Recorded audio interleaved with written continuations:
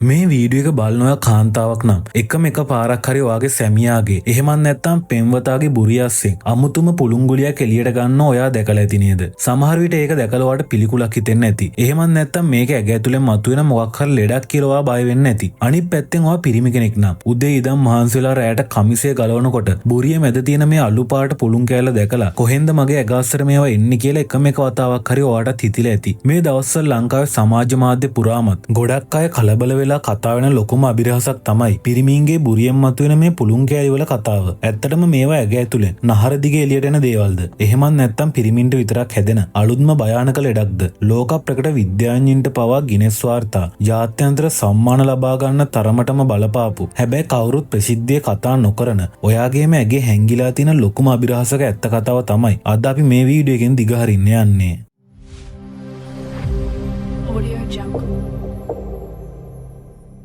අංක 1 මොනවද මේ බුරියේ හැදෙන අභිරහස් පුළුන්? මුලින්ම අපි දැනගන්න ඕනේ මේ බුරිය ඇතුලේ තියෙන පුළුන් ගොලිය ඇත්තරම මොකක්ද කියන එක.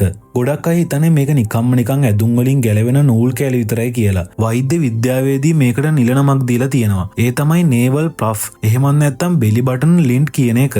හැබැයි මේ පුළුන් ගොලියක් අරගෙන අදී ප්‍රබල අන්වීක්ෂයකින් ඒ කියන්නේ මයික්‍රොස්කෝප් එකකින් බැලුවොත් ඔයාට පුදුම හිතෙන දේවල් ටිකක් බලා ගන්න පුළුවන්. මේක ඇතුලේ තියෙන ඔයා දින කමිසයේ තියෙන කපු කෙදි විතරක් නෙවෙයි. අපේ ශරීරයෙන් දවසකට සමය සෛල මිලියන ගණනක් මැරිලා ගැලවිලා යනවා. අන්නේ ගැලවෙන මැරුණු සමය සෛල ඒ වගේම අපේ ඇගෙන් පිට වෙන දහඩිය ශරීරයේ තියෙන තෙල් ස්වභාවය එහෙමත් නැත්නම් සේබම් සහ බාහිර පරිසරයේ තියෙන කුණු දූවිලි කියන මේ ඔක්කොම එකතු වෙලා තමයි මේ පුළුන් ගුලිය නිර්මාණය වෙන්නේ. මේක හරියටම කිව්වොත් අපේ ඇගේ තියෙන අපද්‍රව්‍ය සහ ඇදුමේ තියෙන කෙදි එකතු වෙලා හැදෙන පොඩි ස්පොන්ජ් එකක් වගේ දෙයක්. අපේ සමේ තියෙන තෙලුයි දහඩියයි එකතු වුණාම මේ ඔක්කොම එකට ඇලිලා ඝන වෙලා ලස්සන රවුම් ගුලියක් බවට පත් වෙනවා. ඒ නිසා මුලින්ම මතක තියාගන්න ඕන දේ තමයි මේක අපේ ඇඟ ඇතුලෙන් නහර දිගේ එන ලෙඩක් නෙවෙයි. මේක බාහිර පරිසරයේ තියෙන දේවල් බුරිය ඇතුලට ගිහින් හැදෙන මිශ්‍රණයක්. අංක 2 ලෝකයේම පුදුම කළ ජෝර්ජ්ගේ පර්යේෂණය. මේ වගේ පොඩි දෙයක් ගැන කවුද පර්යේෂණ කරන්න කියලා ඔයාට හිතෙන්න පුළුවන්. හැබැයි මේ බුරියේ පුළුන් කතාව විද්‍යාලෝකයේ ලොකු පෙරලියක් කළා. මම වීඩියෝ එක ආරම්භයේදීම කිව්වේ අවුරුදු 3ක් ජෝර්ජ් ස්ටෙන්හවුසර් කියන විද්‍යාඥයා තමන්ගේම බුරියෙන් දිනපතා එකතුණු පුළුන් ගොලි 500ක් එකතු කරලා රසායනාගාරයක තියලා පරීක්ෂා කළා. එතනදී ඔහු හොයාගත්ත මේ පුළුන් ඔක්කොම එකතු කළාම ග්‍රෑම් 1.5කට ආසන්න බරක් තියෙනවා කියලා. ඔහුගේ මේ පර්යේෂණයෙන් පස්සේ තමයි මේ කතාවේ තියෙන ලොකුම අභිරහස විසඳුනේ. කොහොමද ඇදුමේ තියෙන නූල් කෑලි ගුරුත්වාකර්ෂණයටත් විරුද්ධව බුරිය ඇතුළටම යන්නේ කියන ප්‍රශ්නෙට උත්තරේ ජෝර්ජ් හොයාගත්තා. වෙන කොතනකටවත් යන්නේ නැතුව බුරියම තෝරගත්තේ ඇයි කියන එක ඇත්තරම අපූර්ව යාන්ත්‍රණයක්. අංක 3 පුළුන් බුරියට යන රහස් අධිවේගී මාර්ගය. මේ ක්‍රියාවලියේ ප්‍රධානම වීරයා තමයි අපේ බඩේ තියෙන රෝම. ජෝර්ජ් ස්ටෙන්හවුසර් හොයාගත්තා පිරිමින්ගේ බඩේ තියෙන මේ රෝම මයික්‍රොස්කෝප් එකකින් බැලුවාම ඒක නිකන් සිනිඳු නූලක් වගේ නෙමෙයි පේන්නේ කියලා. ඒ රෝම මතු පිට තියෙන්නේ හරියට කියතක තියෙන දත් වගේ. එහෙමත් නැත්නම් මාළුවෙකුගේ කොරපොතු වගේ හැඩයක්. මේ කොරපොතු වගේ හැඩය පිහිටලා තියෙන්නේ එක පැත්තකට විතරයි. ඒ කියන්නේ මේ බඩේ රෝම හැරිලා තියෙන්නේ කෙලින්ම බුරිය දිහාවට. මේ රෝම හරියටම ක්‍රියා කරන්නේ එක් දිශාවකට විතරක් යන්න පුළුවන් වන් වේ පාරක් විදිහට. අපි ටී-ෂර්ට් එකක් ඇදගෙන ඇවිදිද්දි හුස්ම ගනිද්දි අපේ ඇදුමයි බඩේ සමය අතර ලොකු ඝර්ෂණයක්. එහෙමත් නැත්නම් ඇතිල්ලීමක් ඇති වෙනවා. එහෙම ඇතිල්ලෙනකොට බඩේ තියෙන රෝම වල අර තියෙන කියතක හැඩය නිසා ඇදුමේ තියෙන ඉතාමත් සියුම් නූල් කැබලි සූරලා ගන්නවා. ඊට පස්සේ සූරාගත්ත නූල් කැබලි අපි ඇවිදිනකොට ඇතිවන චලනයත් එක්කම රෝම දිගේ පහළට තල්ලු වෙවි ගිහින් කෙලින්ම අපේ බුරිය ඇතුළට වැටෙනවා. අර රෝම වල තියෙන හැඩය නිසා ඒ නූල් කෑලි වලට ආයේ උඩට එන්න බෑ. මේක හරියට කර්මාන්ත ශාලාවක බඩු ගෙනියන කන්වේටර් බෙල්ට් එකක් වගේ ක්‍රියාවලියක්. ජෝර්ජ් මේක තහවුරු කරන්න තමන්ගේ බඩේ රෝම සම්පූර්ණයෙන්ම කපලා බැලුවා. රෝම නැති කාලය ඇතුළත කිසිම පුළුන් ගුලියක් බුරිය ඇතුලේ හැංගිලා තිබුණේ නෑ. ඒකෙන් 100%ක්ම ඔප්පු වුණා. මේකට වග කියන්න ඕනේ බඩේ දින රෝම කියන එක. අංක 4 මේක කාන්තාවන්ට නොවි පිරිමින්ට විතරක් වෙන්නේ ඇයි? මේ වෙලාවේ වීඩියෝ එක බලන කාන්තාවන්ට ප්‍රශ්නයක් ඇති. ඇයි අපිට මෙහෙම වෙන්නේ නැත්තේ කියලා. මේකට ප්‍රධාන හේතු කිහිපයක්ම තියෙනවා. පළවෙනි හේතුව තමයි කාන්තාවන්ගේ උදරයේ තියෙන රෝම පිරිමින්ගේ තරම් ඝනකම් නැති එක. කාන්තාවකගේ තියෙන ඉතාමත් සියුම් ලාපැහැති කෙටි රෝම. ඒ නිසා ඇදුමක ඇතිලුනාට ඒ ඇදුමේ තියෙන නූල් සූරලා අරගන්න තරම් මේ රෝම වලට ශක්තියක් නැහැ. ඒ නිසා අපි කලින් කිව්ව නූල් එකතු කරන යාන්ත්‍රණය කාන්තාවන්ගේ ශරීරයේ ක්‍රියාත්මක වෙන්නේ නැහැ. දෙවෙනි හේතුව තමයි කාන්තාවන් අදින ඇදුම් වල ස්වභාවය. ගොඩක් වෙලාවට කාන්තාවන් අදින්නේ සිල්ක්, නයිලෝන් වගේ ලිස්සන සුළු සිනිඳු රෙදි වලින් මහපු ඇදුම්. මේ වගේ ඇදුම් වලින් නූල් ගැලවෙනවා ගොඩක් අඩුයි. හැබැයි පිරිමි අය වැඩිපුර අදින්නේ කපු. එහෙමත් නැත්නම් කොටන් වලින් හදපු ටී-ෂර්ට්ස්. කපු කියන්නේ බොහොම ලේසියෙන් කෙදි ගැලවෙන මාධ්‍යයක්. තවත් වැදගත් දෙයක් තමයි අපේ බුරියේ හැඩය. මේ පුළුන් එකතු වෙන්නේ බුරිය ඇතුළට නෙරලා තියෙන අයට. ඒ කියන්නේ ඉනී හැඩයක් තියෙන අයට විතරයි. කාන්තාවන් ගර්භණී කාලයෙන් පස්සේ වගේම සමහර අයගේ උපතින්ම බුරිය එළියට නෙරලා ආපු අවුටි ස්වභාවයක් ගන්නවා. එහෙම අයට කොහොමටවත් මේ පුළුන් එකතු වෙන්නේ නැහැ. අංක 5 ඉග් නොබෙල් සම්මානය දිනපු දෙවන්ත සමීක්ෂණය. මේ මාතෘකාව ගැන කතා කරද්දී අපිට අනිවාර්යයෙන්ම කතා කරන්න වෙන තවත් ලෝක ප්‍රසිද්ධ චරිතයක් තියෙනවා. ඒ තමයි ඕස්ට්‍රේලියාවේ සිඩ්නි විශ්වවිද්‍යාලයේ හිටපු ආචාර්ය කාල් ක්‍රුසෙල්නිකි කියන විද්‍යාඥයා. ඔහු 2001 අවුරුද්දේදී තමන්ගේ රේඩියෝ වැඩසටහනක් අතරතුර මේ ගැන මිනිස්සුන්ගෙන් අහපුවාම ආපු ප්‍රතිචාර කොච්චරද කිව්වොත් ඔහු තීරණය කළා ලෝකෙ පුරාම ඉන්න මිනිස්සු 4799 දෙනෙක් යොදාගෙන මේ ගැන දෙවන්ත සමීක්ෂණයක් කරන්න.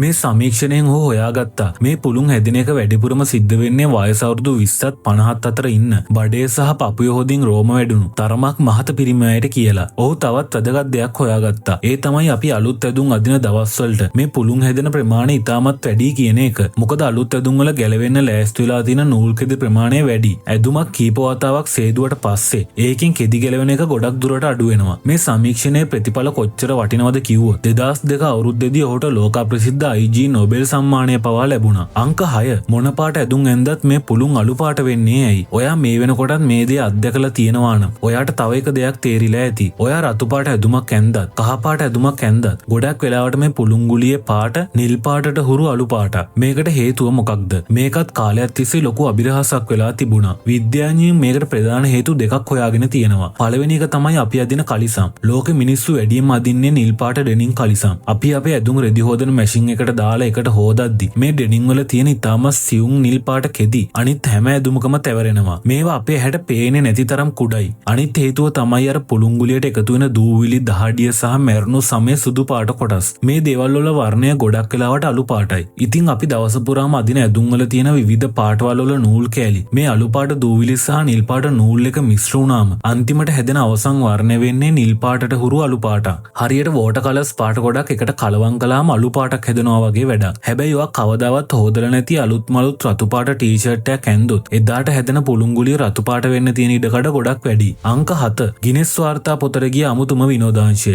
මේ දේ ගැන ලෝකෙින්න මිනිස්සු කොච්චර උනන්දු වෙලා තියෙනවද කියලා කියනවා නම් මේකෙන් ලෝක වාර්තාවක් තියපු කෙනෙකුත් ඉන්නවා. ඔහු තමයි ඕස්ට්‍රේලියාවේ ග්‍රැහැම් බාකර් කියන පුද්ගලයා. 1984 අවුරුද්දේ දවසක් ඔහු බුරියෙන් හම්බුණ පුළුන් කෑල්ලක් විසි කරන්නේ නැතුව ඔහු ඒක වීදුරු බෝතලයකට දාලා එකතු කරන්න පටන් ගත්තා. මේ විදියට ඔහු එක දිගට අවුරුදු 26ක් තමන්ගේ බුරියෙන් මතුවෙන පුළුන් එකතු කළා. මේක කොච්චර ලොකු එකතුවක් වුණාද කිව්වොත් 2010 අවුරුද්දේදී ලෝකෙ දින විශාලතම බුරියේ පුළුන් එකතුව විදිහට ගිනෙස් ලෝක වාර්තාවක් ලැබුණෙත් ඔහුටයි. ඔහු ගාව මේ පුළුන් පුරවපු බෝතල් ගණනාවක් තියෙනවා. මේ කහද්ද ටිකක් අමුතු සමහර විට පිළිකුල් සහගත දෙයක් වගේ පෙනුනත් මේ දේ ලෝකෙ පුරාම ඉන්න මිනිස්සුන්ට කොච්චර දුරට පොදු දෙයක්ද කියන්න මේක හොඳම උදාහරණයක්. අංක 8 බුරියේ හැදෙන අතිශය භයානක ගල්. ලංකාවේ ගොඩක් අය බය වෙලා ඉන්න ප්‍රධානම කාරණාව තමයි මේකෙන් ලෙඩ හැදෙනවද කියන එක.